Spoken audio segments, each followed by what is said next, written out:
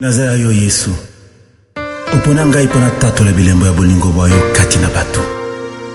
Otia ngai elembo ya bokonzi boyo mpe otangela ngai nkembo na yo mpote mitema ya bato misopana na masanjoli liboso na yo nkolo. Nazaya Yesu ya tondinga motema mpe alatinga molimo mpote nazala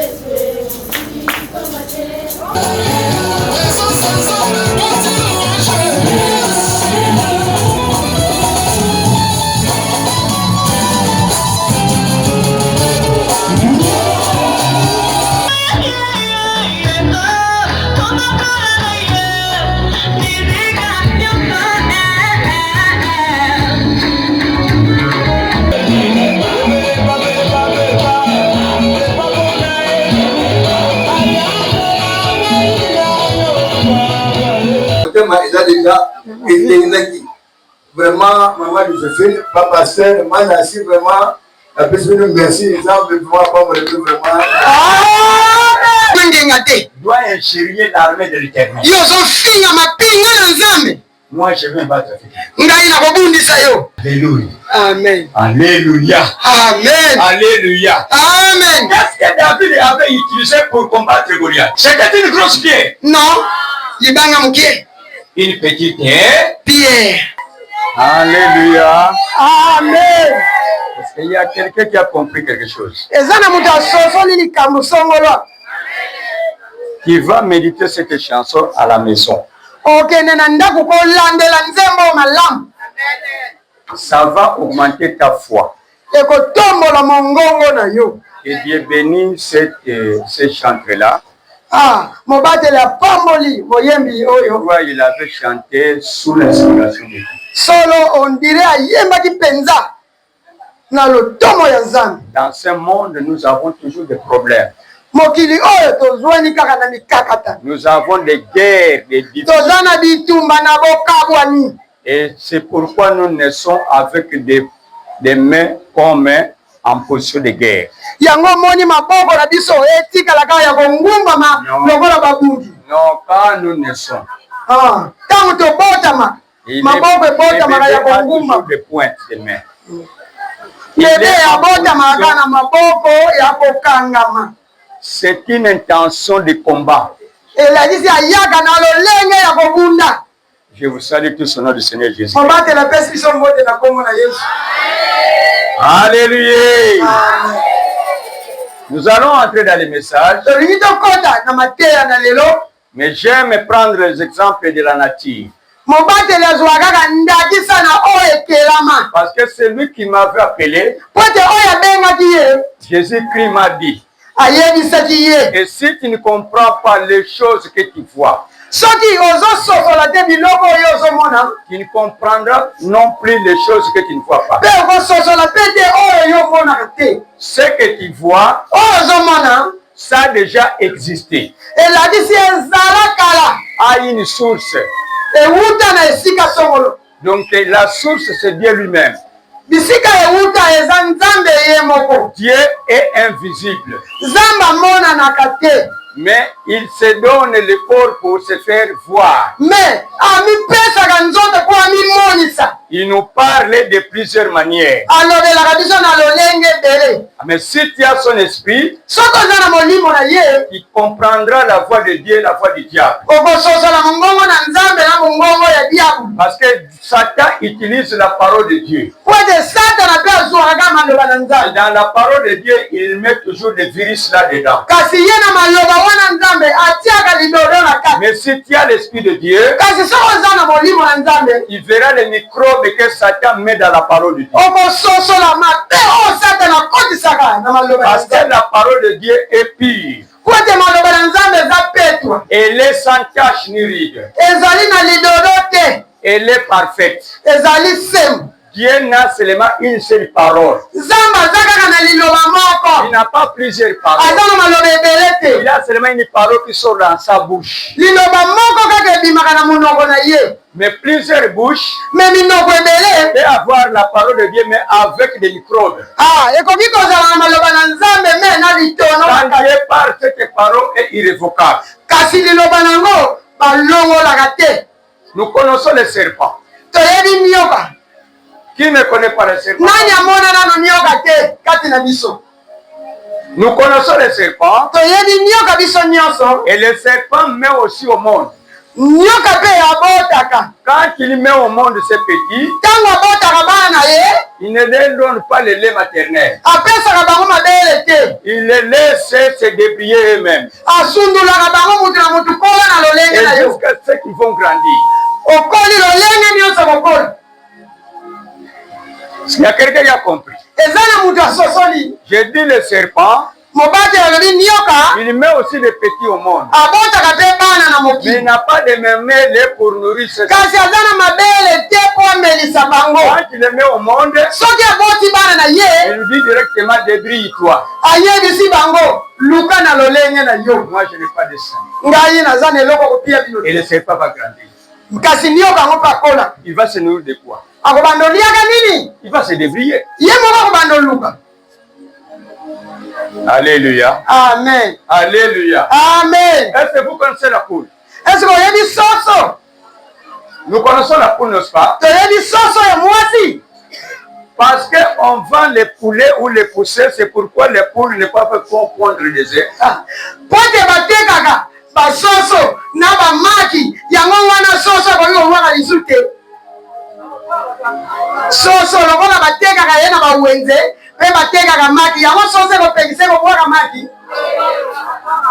Alléluia. Amen. Alléluia. Amen. Et la poule, c'est pour moi de nourrir ses petits. Mets-toi à la place de la poule. Pourquoi tu te pommes de nourrir ces petits? Quel est ton intérêt? Qu'est-ce que dirait la poule?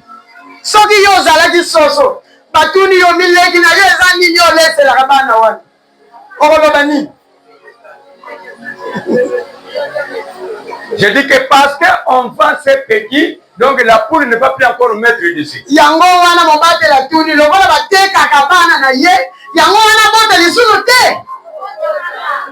La fécondité, c'est un ordre de Dieu. Dieu a dit, je vous bénis, soyez féconds.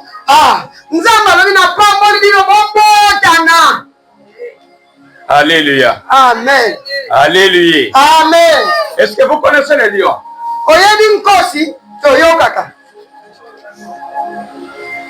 Les lions, que vous les votiez ou ne pas les votiez, il est toujours roi.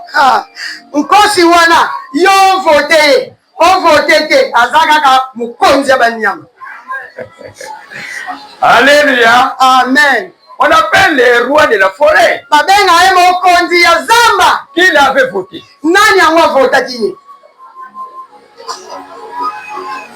Dieu lui-même en lui, il a mis l'esprit d'être roi.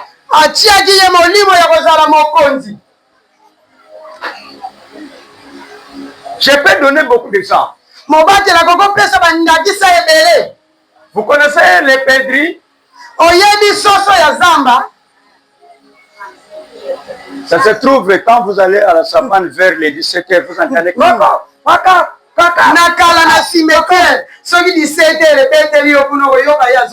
c'est comme une poule. Mais ce n'est pas une poule.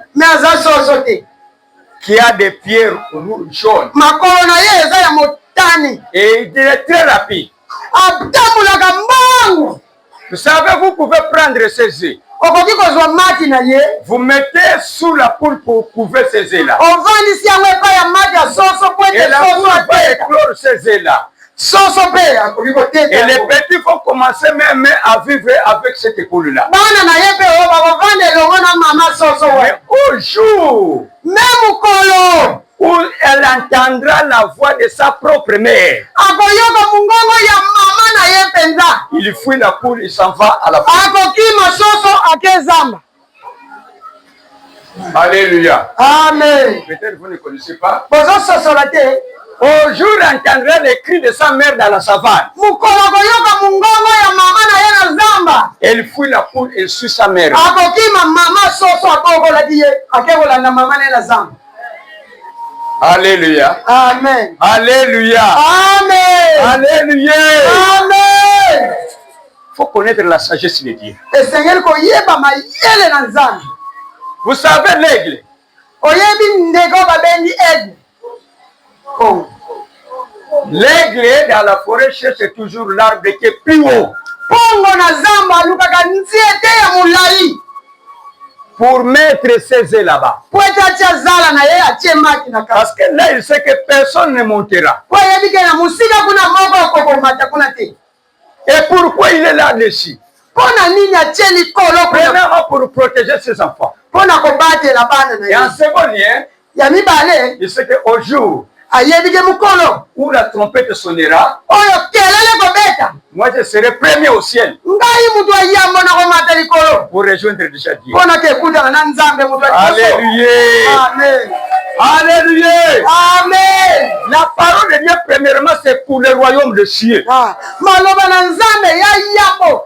Pona kokokende likolo. Nous sommes ici, écouter la parole de Dieu, premièrement, pour connaître où est-ce que nous allons. Ah, tozo yoka maloba na nzambe ya yambo. Poto yeba suka nango tokokende wa. Nous pouvons voir des enfants, ce n'est pas un problème. Tokoki komona bana mabete. Nous pouvons avoir des travaux, ce n'est pas un problème. Tokokoza na musala Nous mabete. pouvons faire des gros voyages, ce n'est pas un Tokoki problème. kosala mibembo Nous pouvons mabete. voir tout ce que les gens cherchent, ce n'est pas un Tokoki problème. kozala na nyonso bato bazoluka Dieu nous mabete. les a donné tout. Nzambe apesa biso nyonso. Mais à la fin, Me na suka.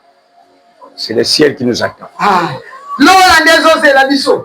Là, on n'a pas demandé, tu as acheté combien de véhicules, Kuna batunaka te osomi mituka boni. tu avais combien d'enfants sur la terre, Obotaki bana boni na mabele. tu avais combien de femmes sur la terre, Obalaki basi boni na mabele. quelle sorte de grâce académique tu avais sur la terre, Ozalaki na bagradi boni na mabele. quel rôle que tu jouais dans le gouvernement. Ozalaki kosala musala nini na gouvernement. Une seule question sera posée. Mutuna moko kaka kotunama. Tu avais cru à Jésus, non ou Ondimelaki Yesu, oui ou non? tu avais cru à Jésus, oui ou non? Ondimelaki solo Yesu, solo tolokuta. Je sais que tu chercheras à t'expliquer, à te justifier. Mobatela lobi ya solo yoko banda komilimbo la lolenge na yo. On te dira, tu peux te justifier tant que tu veux. Balobi okoki koyano la lolengo yo lingi. La question est seulement oui ou non. Mutuna eza kaka solo tolokuta. Alléluia. Amen. C'est là la Bible dit que quand tu dis oui à Dieu, que ça reste seulement oui. Esika Biblia elobi ke iyo na yo etikala iyo. C'est Matthieu 5, verset 37. Mukanda ya Matayi. Quand tu dis oui à Jésus, que cela reste toujours oui. Ah. Soko lobi iyo na Yesu tikala kaka na iyo. Quand tu dis non, que ça reste toujours non. Soki pe oboyi na yo boya kaka. On ne peut jamais mélanger le oui et le non. Okoki kosangisa te kondima pe koboya. Quand le oui s'est transformé en non, Soki iyo na yo ekomi pe kowangana. c'est le diable qui est à côté de toi. Wana diabulu apusani pene na yo. Alléluia. Amen. Alléluia. Amen. Alléluia. Amen. Aujourd'hui, nous sommes au 50e jour Lelo tozali mukolo ya tuku mitano après Pâques. sima ya lisekwa na Yesu. Qu'est-ce qui se passe à cette date? Nini elekaka na mukolo yango? C'est la Pentecôte. Ezalaki Pentecote. C'est la troisième fête des chrétiens. Ezali milulu ya misatu ya bakristo. Nous fêtons Milulu yango tosalaka. l'inauguration de l'église. Ah, ezali kotala lolenge ya lingomba. L'église inaugurée aujourd'hui. Lingomba lelo nde mukolo yango oyo babanzaka Et yango. c'est aujourd'hui que Dieu crée autre chose pour son église. Lelo nde Nzambe asalaka makambo ya lolenge mosusu mpo na Quand lingomba. Jésus était venu, avait rencontré des temples et des synagogues, il n'y avait pas d'église. Yesu ntango ayaki akutanaki na batemple na basinagoge ma eglize ezalaki te. Où il y avait des principaux sacrificateurs. Ezalaki na banganga nzambe. Où il y avait des faux apôtres. Ezalaki na basakoli ya lokuta. Quand Jésus est venu, il a dit, je suis venu pour bâtir mon église. Yesu ntango ayaki alobi naye kotonga lingomba na ngai. C'est pour vous dire que l'église, ce n'est pas une œuvre d'un pasteur. Elakisi ke lingomba eza ya babateli te. Si demain tu entends parler de moi, Soko yoki lobi pasi lo azoloba. que je suis en train de dire que mon église, Soki alobi ke lingomba na ye. il peut prendre les bagages et sortir. Wana okoki kozwa bisaka na yo okei. Parce que c'est devenu mon église. Po ete ekomi lingomba ya papa Filo. Ce n'est pas l'église des pasteurs. Lingomba ezalaka ya babateli te. Ce n'est pas aussi une église d'un évêque. Cette brique, Balobaki na briki te. non pas sur ce quartier, Balobaki mpe na quartier non te. pas sur cette commune, Balobaki mpe na komini non te. pas sur ce pays, Balobaki mpe na mboka mais songolo te. sur une pierre. Nde na libanga. Alléluia. Amen. Alléluia. Amen. Alléluia. Amen. Pentecôte, Pentecote c'est aujourd'hui, eza lelo 50e jour. mikolo tuku mitano La création de l'église, ya kotonga lingomba l'inauguration de l'église. nde yango wana basocanjo l'église. Aujourd'hui que l'église a pris son sens d'être église. Lelo nde lingomba ezwaki ndingisa ya kozala lingomba. Et c'est aujourd'hui Lelo que le Saint-Esprit de Dieu molimo santu na Nzambe a eu la feuille de route oyo azwaki lokasa pour préparer mpona kobongisa ceux qui iront au ciel. oyo bakobuta na lola. Si tu n'es pas encore baptisé, Soki ozwa nano libatisi le te, baptême du Saint-Esprit, libatisi ya molimo c'est que santu tu n'es pas encore membre dans l'église de Jésus. elakisi yo kuta obongisami te kozala kati na lingomba. Alléluia. Amen. Il faut être baptisé du baptême du Saint-Esprit. Esengeli ozwa libatisi ya molimo santu Ce que Jésus disait, oyo Yesu azali koloba, ce que Joël disait, oyo Joel alobela c'est accompli aujourd'hui. ekokisamaka lelo. Et dans ta vie, cela aussi va s'accomplir aujourd'hui. Na bomoi na yo mpe ekokokisama Si lelo. tu as déjà reçu Jésus comme Seigneur et Sauveur, Soki oyamba Yesu lokola pour toi mokonzi te mokili. aujourd'hui c'est un anniversaire. Mpo na yo lelo eza kaka milulu ya mbotama. Un anniversaire. Milulu ya mbotama. Et combien de fois tu as fait déjà l'anniversaire? Mikolo boni osala deja milulu ya mbotama. Nous qui sommes nés déjà dans le Seigneur, Biso tobotama deja na nkolo. je peux calculer mes années d'anniversaire. Mobateli akoki kotanga lotango ya bambula na ye oyo yasali deja. Je vais parler de quoi aujourd'hui? Lelo ozolobela nini? Toujours dans l'esprit de Pentecôte, Kaka na molimo wana ya molimo santu. je vais vous parler de pneumatologie. Lelo bazolobela Pneumatologie. pneumatologie. Mais nous avons besoin seulement de préfixes pneu. Eloko kaka mama na likambo tozobimisa kuna pine. Vous connaissez les pneus d'un véhicule. Oyeni bapine ya mutuka. Est composé de combien de parties? Bapine wana eza na biteni boni. Quand le pneu est pneu, Soki pine kozala pine, il y a combien de parties là? biteni boni eza na kati. La première partie, Ya yambo nini? Mupepe.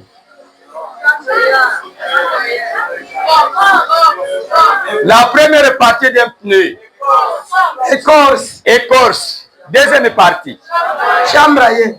troisième partie, Mupepe. Jante. la jante.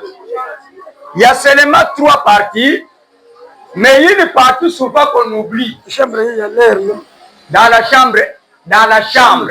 Oui, ya l'air là-bas. Qu'est-ce qu'il y a là-bas? Kuna na chambre ye kuna nini ezalaka na kati? C'est là le mot pneumatologie. Nde esika mama na likambo ya pine euti. Quand on parle de pneumat, Pinema. on parle de souffle. Bazolobela mopepe. Tel que tu es là, tu es en train de sentir que tu es vivant parce que tu es en train de respirer. Ozokomi mona ko oza na bomoi mpo oza na pema ozopema. Ce Cette même respiration pema yango peut être en bon état, ekoki kozala ya malamu, peut être en mauvais état, ekoki kozala pe ya mabe, ou ne peut pas être. ekoki kozala pe eza te. Parce que celui qui est sur le lit de l'hôpital, Po te oyo aza na mbeto ya qui n'est pas mort, oyo akufi nanu te, il a aussi le souffle de vie. aza pe na pema, Il n'est pas dû de venir ici me aza na makoki ya koyawa te. parce qu'il est trouvé par la maladie. Mpo na nini? Po ete kobelekangi ye. Il y a aussi ceux qui sont en prison, Eza pe na baye baza na boloko qui respirent, bazopema, mais ils ne peuvent pas libre avec nous me baza na makoki te ya kokoma parce awa. qu'ils sont condamnés. Po ete baza ya kokangama. Mais si ils se trouvent dans la tombe, Me baoyo bakutami na nkunda, malgré ton bon corps, atako nzoto ezalaki malgré kitoko, l'argent que tu avais, atako ozalaki na bomengo, malgré les gardes que tu avais, atako bapete na tu yo, n'as pas le souffle. oza na pema te, Et tu es devenu rien. okoma pamba. C'est là la différence Nde yango wana bokesani entre celui kati na qui a le souffle oyo moto aza na pema et celui qui n'a pas de souffle. na oyo aza na pema te. Celui qui n'a pas de souffle Oyo aza na pema te est devenu comme une immondice. akomi kaka lokola eloko babuwaki matiti, Un déchet. matiti Qu'on t'enterre ou pas, bakunda te, on n'a plus besoin de toi. oza mpe na ntina lisusu te. Alléluia. Amen. Mais maintenant, Me sikawa là où tu es ozwami utile. oza na ntina Parce que après ce souffle-là, po ete pema wana tu vas recevoir un second souffle. okozwa mpe pema mosusu. Alléluia. Amen. Alléluia. Amen. Alléluia. Amen. La fourmi respire. Fourmi mpe apemaka. Ah, le souffle même ne vient jamais à l'église. Aza na pema me ayaka na lingomba te. L'oiseau aussi respire, Ndeke mpe apemaka mais il ne fait pas à l'église. me ayaka na lingomba Le te. poisson aussi respire, Mbisi na mai mpe mais apema il ne fait pas à l'église. me akendaka C'est pour lingomba dire te. que tu es différent du poisson. Yango esali bokesani na mbisi. Si tu es ici, Soki ozwami awa parce que Dieu veut faire quelque chose po ete d'étrange nzambe alingi asala likambo ya kokamwa pour témoigner que tu lui appartiens. po ete otatolake solo oza ya ye. C'est le second souffle. Ezali pema ya mibali. Mbula oyo nakolela te, mbula oyo. Mbula oyo nakolela te, Mbula oyo nakolela te, mbula oyo. mbula oyo nakolela te. Il y a la saison de pluie et la saison sèche. Eza na ngonga ya mbula mpe ngonga ya elanga. Maintenant, toi, tu es dans la saison de Dieu. Sikawa yo oza na ngonga ya nzambe.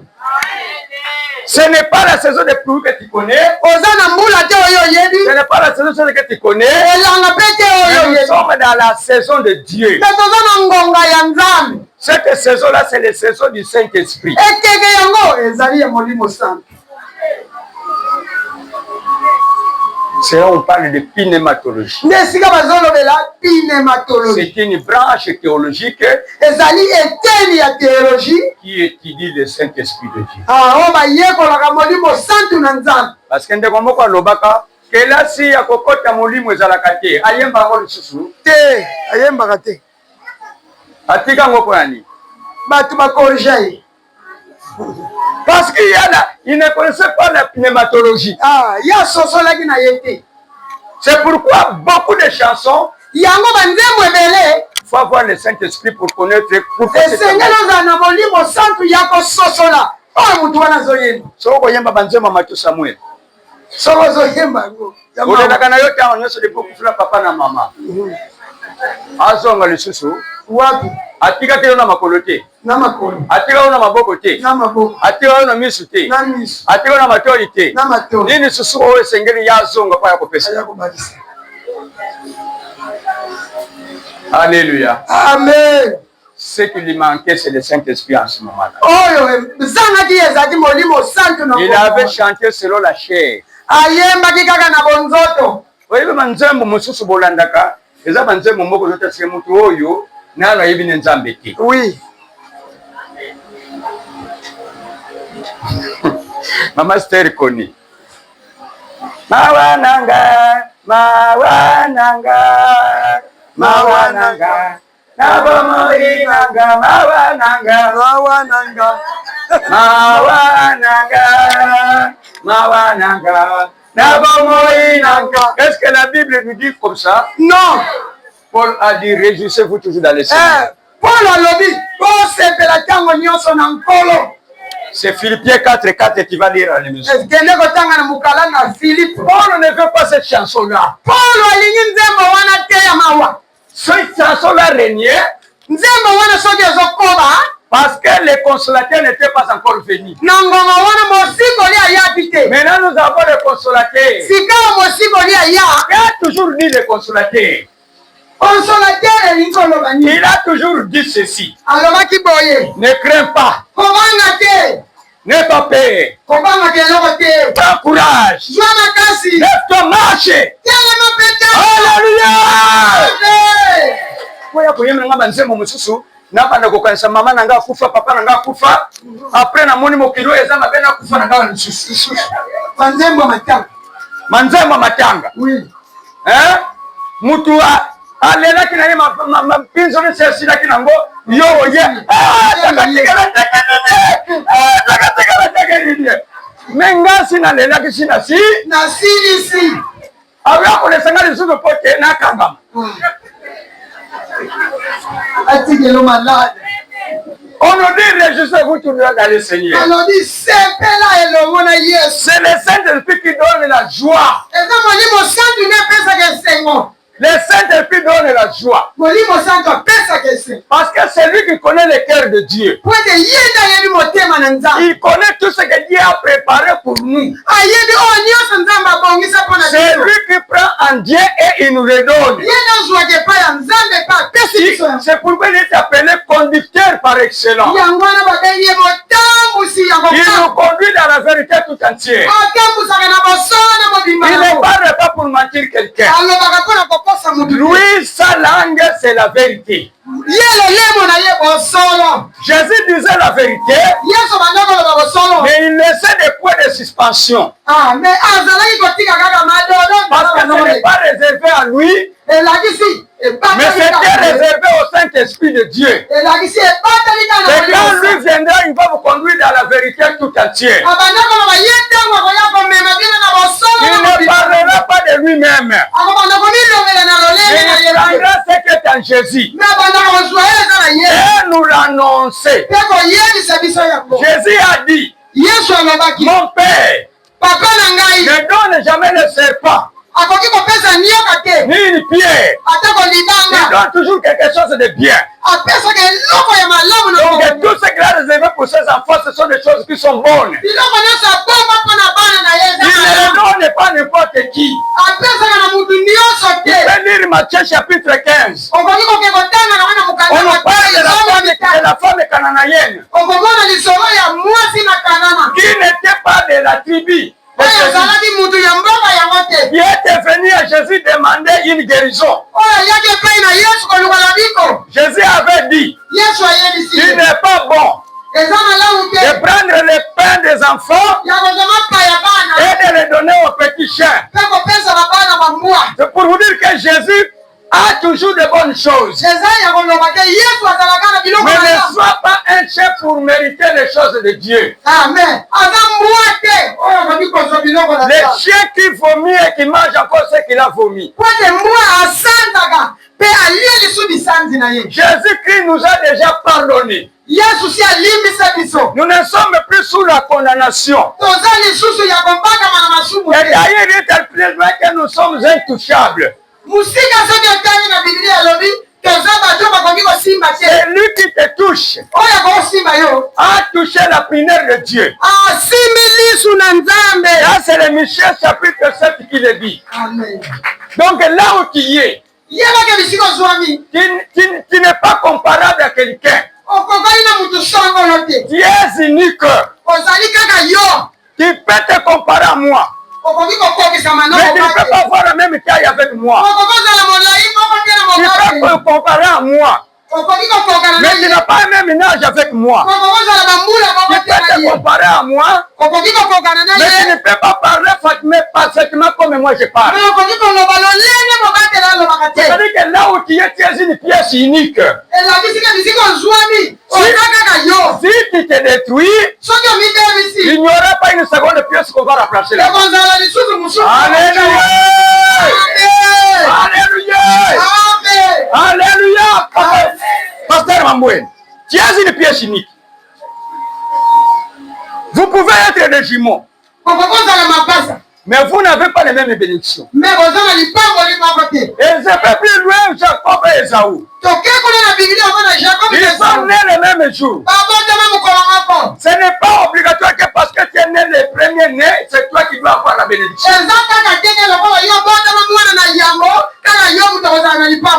Dieu est capable de mettre la bénédiction de l'autre côté. C'est pourquoi nous devons être vigilants. Jacob savait ce qui était nécessaire dans l'homme. Mais Esaü ne savait pas ce qui était nécessaire. Esaü était là toujours pour manger de viande. Mais Jacob était à côté des bergers. Il était là à voir les brebis. Il était là pour soigner les brebis. Mais ce jour-là, les grands frères avaient besoin seulement de la potopoto. Na mutu apesi yo potopoto, na mutu apesi yo kwanga na likabu ya pembe na pilipili na nsafu, nazo anangana. Nsafu na kwanga na likabu. Alléluia. Amen. Alléluia. Amen. Mais Esaü avait besoin seulement de potopoto. Et ce jour-là, le potopoto est devenu quelque chose de précieux. Jacob a dit, avant de te donner le potopoto, tu dois me vendre ton droit de naissance.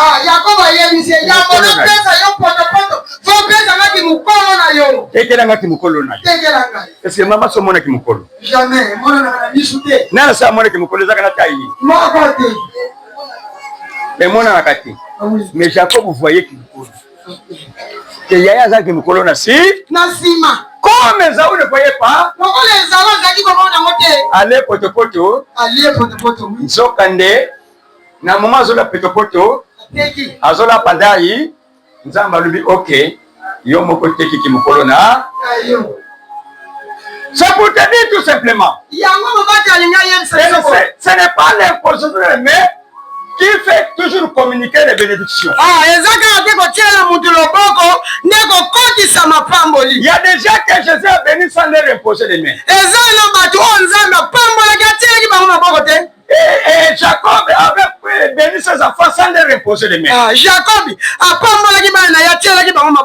te regarde toi. Il sera comme ça, comme ça. Il sera comme ça, comme ça. Il sera comme ça, comme ça. Il sera comme ça, comme ça. Il sera comme ça, comme ça. C'est fini. Même quand il a béni Joseph, Joseph savait que mon père veut me bénir. Parce que Joseph avait déjà des enfants en Égypte. Quand Jacob est arrivé, il a vu que ses enfants ne sont pas bénis. Mais toi, les papas, tu es béni. Alléluia. Amen. Alléluia. Amen. Koko azana makoke ko pambula leo bana. Oui. Azapena makoke ko bebisa leo bana. Alléluia. Amen. Il est vivant. Il est ressuscité des morts. Ce sont des choses que je suis en train de vivre. Eza makambo mobate ya kutana nango. Bana Joseph Koko na bango mutapambula baba. Ah oui. Mais loboko lo pamboli ya tiango likolo na mutu ya mwana muke. Amen. Loboko yi. Il est vivant. Il est ressuscité des morts. Nous sommes venus. Certains, on n'a pas besoin que vous posez les mêmes, mais ce que vous écoutez, ça vous ouvre déjà l'intelligence.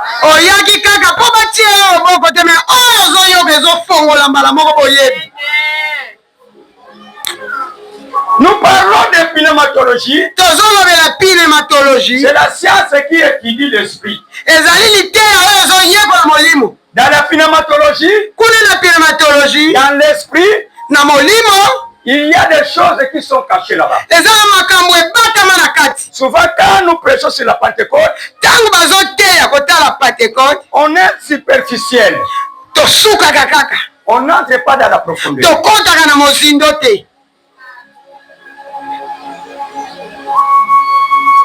Pourquoi Dieu a dit dans Psaume 105, verset 15? Quelqu'un peut nous lire rapidement? Psaume 105, 15e strophe. Psaume 105.